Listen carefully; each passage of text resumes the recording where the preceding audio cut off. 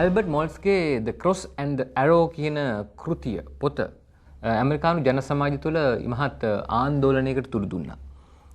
යුද්ධෙන් පීඩා විඳින ජනතාව පිළිබඳව බොහොම අපූර්වට මේ කෘතිය තුලින් කියවෙනවා. உண்மையாகவே இந்த புத்தகத்தினை வாசிக்கும் சந்தர்ப்பம் எமது நாட்டு மக்களுக்கும் எமது நாட்டு வாசகர்களுக்கும் இந்த சந்தர்ப்பம் கிடைத்தது. குறிப்பாக ஆலோக பண்டார இந்த புத்தகத்தை அதாவது வடிவமைத்துள்ளார், மொழிபெயர்த்துள்ளார்.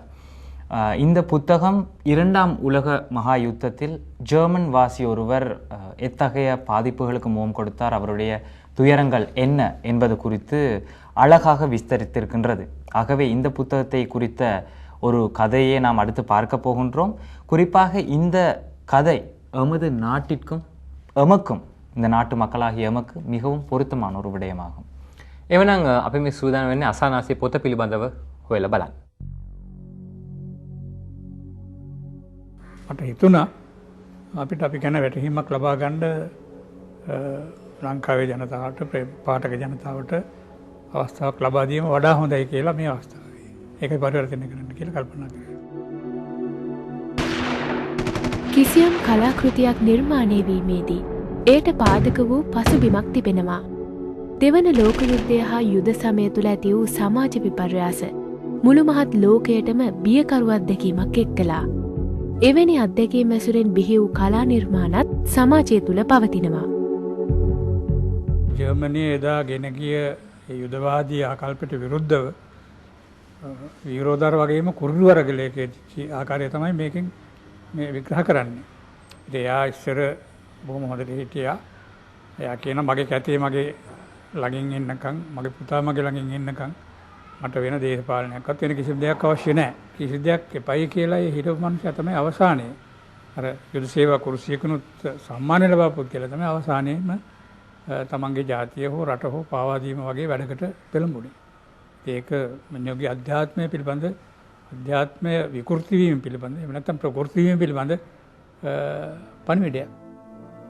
ඇමරිකානු ජන සමාජයේ මහත් ආන්දෝලනයට තුඩුදුන් නිර්මාණයක් වන Albert මෝල්ට්ස්ගේ The Cross and the Arrow යන පොත ඇසුරෙන් සුමන ආලෝක බණ්ඩාරයන් විසින් පරිවර්තනය කරන ලද අසානාසිය ග්‍රන්ථය පසුගියදා ජාතික පුස්තකාල ශ්‍රවණාගාරයේදී එළිදුටුවා. දෙවන ලෝක යුද පසුබිමෙහි සිටි විලි වැග්ලර් නම් ජර්මානු වැසියාගේ ඛේදනීය ජීවිතය මේ ග්‍රන්ථයට මූල බීජ සපයා තිබුණා. සුමනාලෝක බණ්ඩාරයන් අපිට හඳුන්වා දෙන්නේ කිසියම් වූ තීරණාත්මක මොහොතක ලාංකීය සමාජය තුළ.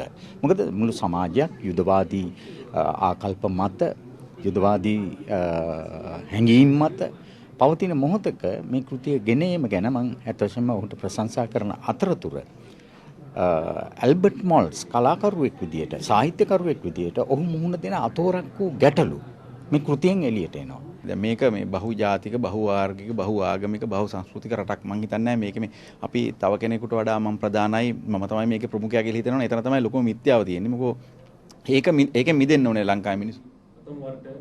සුමන ආලෝක බණ්ඩාරයන් විසින් අසානාසිය නමින් පරිවර්තනය කළ මේ ග්‍රන්ථය එළි දකින්නේ වත්මන් ලාංකීය සමාජයත් යුද විරෝධය හා යුදකාමය අතර දෝලනය වෙමින් පවතින වකවානුවකයි.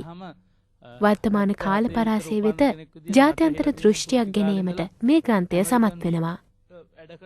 අපි යන කොටාගෙන, මිනිමරාගෙන ඒවා කරගෙන ජීවත් වෙන මේ කොටාශයක් වෙන්න බෑ.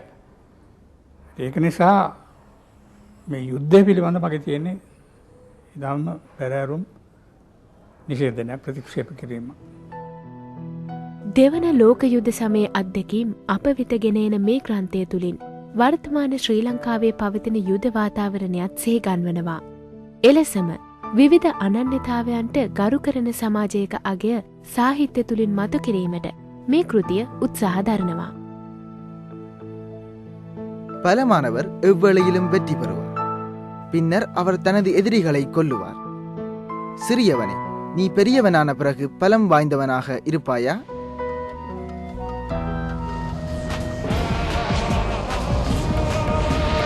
நாரதன், ஒரு கதை இருக்கின்றது, நிலாவை கேட்டு அழாதே என்று.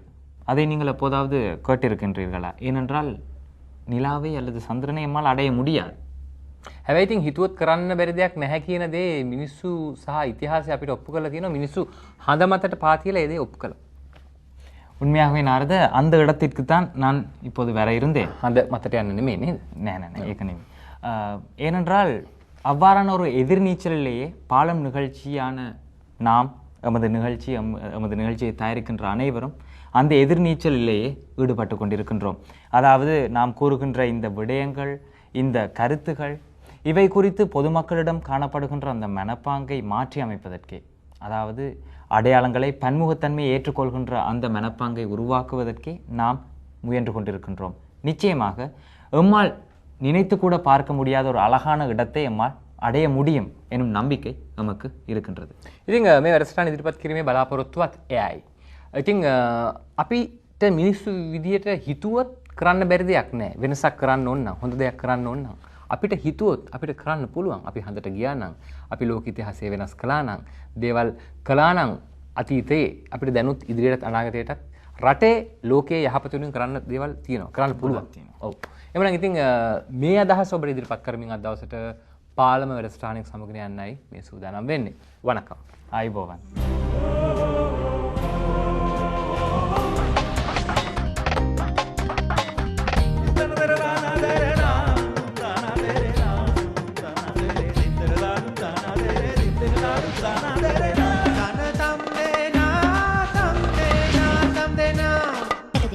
තලාංග තලගෙන රාතේ තේරිතා